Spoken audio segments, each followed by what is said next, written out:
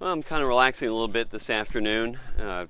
This is one of the places I go to kind of recharge myself creatively. We live on a lake here in Orlando, and it's actually a dock that belongs to one of our next door neighbors, and they let us use it, which is really gorgeous and beautiful out here. Anyway, so I had mentioned in an earlier blog that I had met Ed Kang, the creator of the comic book that we based this movie off of, at the International Museum of Cartoon Art. And he had an office in there. Well, all these years I've known Ed, I never asked him how he ended up working there in the museum.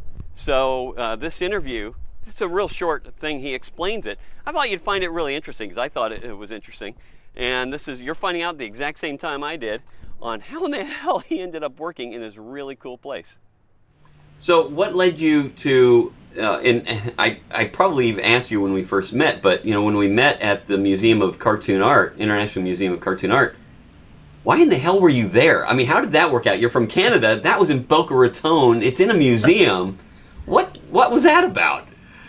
Yeah, well, I was going to animation school at the time down there, and probably some things that people are going to learn or need to learn is how to really be entrepreneurial. So I was on a tour of the International Museum of Cartoon Art, and basically I just had this idea. I went in the back office on the tour, and I pitched right there in the back office, and I just said, hey, I'm willing to come in and be an animator on site. I'm going to start a company. You're going to give me space, and people can come in and see real animation at work. And that's kind of how it all came together. And I was starting a company with a buddy of mine in school while we were still in school. So it all just kind of came together, and they just looked at me and said, okay, let's talk. Send me a proposal. And I did. And, it was kind of a win-win situation.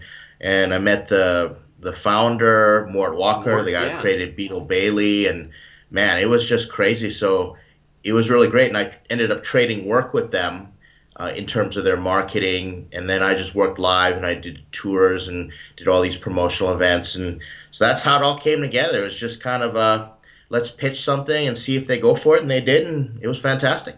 Wow, so they didn't have space dedicated for renting. You created this whole idea yourself. Absolutely. They were not planning for it whatsoever. That's wild. I'll have to talk to Mort. Mort and his kids are friends of mine. I'll have to ask him about that. Yeah. Nice. That's awesome, man. That's great.